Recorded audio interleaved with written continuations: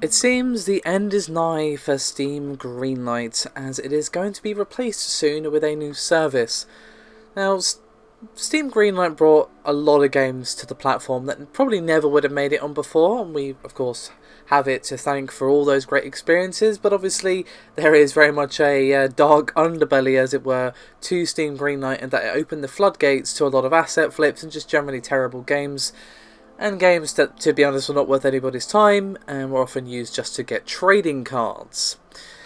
So Valve are going to be scrapping Steam Greenlight and basically are going to be replacing it with a service called Steam Direct. And this is going to be launching in the spring. And for anyone who is in the process of trying to get a game greenlit, up to 2 weeks before Direct goes live, you can still have titles added to Greenlight, and if you actually get a significant interest from the community, you can still get added to Steam before this new service actually replaces it. Now I hear you asking, what exactly is the difference between Steam Direct and Steam Greenlight? And there are a few. It is ostensibly the same service, but there are a few key differences which were detailed in a lengthy post by Valve on the Steam community. Of course, the source will be linked below, but it reads, quote, "After the launch of Steam Greenlight, we realised that it was a useful stepping stone for moving to a more direct distribution system, but it still left us short of our goal. Along the way, it helped us lower the barrier to publishing for many developers while delivering many new great games to Steam.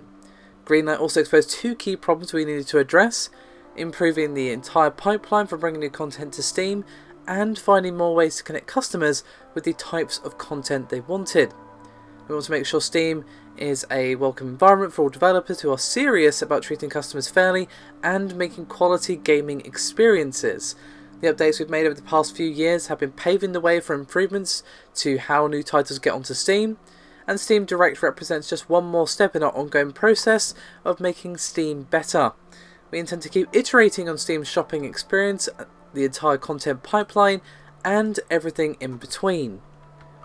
Now, of course, just a moment ago, I said that, if you are in the process of getting a game greenlit or what have you, you can still get onto the platform 2 weeks before it goes live. But what happens if you don't actually manage to get greenlit before the deadline is up?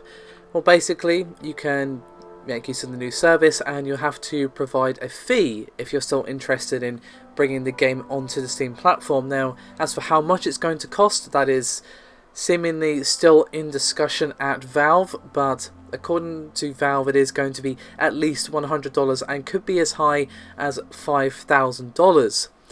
Now, Valve did of course acknowledge that there are pros and cons to the cheaper option and of course the more expensive option, and they are indeed looking to the development community to see where the fee should land. Now, obviously, having it too high could obviously mean that an indie studio that is basically on a shoestring budget might not actually be able to even afford to bring their game onto Steam, which could, to be honest, kill a project, because a lot of people just will not play a game unless it's on Steam.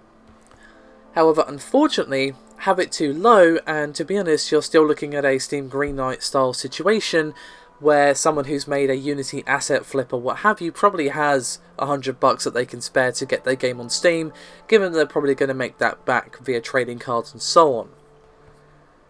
Now, another difference between Steam Direct and Greenlight is that you no longer have to have interest from the community to have the game appear on the platform.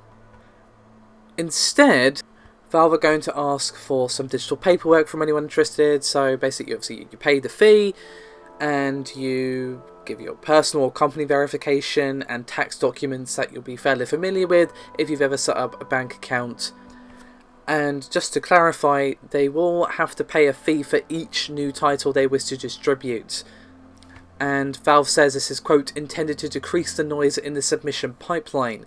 So essentially, what they're saying there is, obviously, again, these people who are turning out asset flips or whatever, they probably don't have $2,000 or whatever it ends up being kicking around that they can spare to get their game on Steam, and that will decrease the amount of things coming onto Steam via the direct system. But obviously, again, if it's too high, it could stop legitimate indies who just don't have that kind of cash hanging around from getting onto the platform as well. So they definitely need to hit a bit of a sweet spot when it comes to the fee that developers actually have to pay.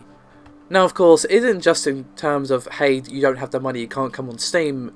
The fact that you have to put in all this information verifying you yourself as a person or you as a company means that people can't just set up multiple companies to, put fake reviews, or obviously with Greenlight get the community interest faked and that sort of thing. So that will also help decrease the amount of tats that does appear on Steam, because as great as Steam is, quality control is a major problem that they really need to sort out. Could this potentially solve it? To be honest, I hope so, but I'm skeptical. It really depends what the fee is.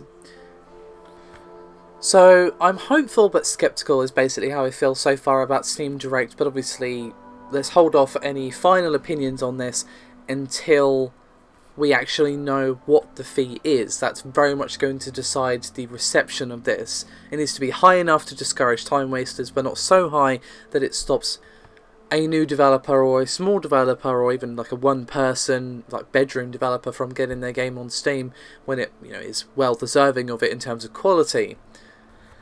However, I'd love to hear some thoughts from you guys on this. Do you think this is going to solve the problems of Greenlight, or is this Greenlight just wearing a fancy hat and bow tie? Love to hear some thoughts as always. Your support is always appreciated, and I'll see you next time.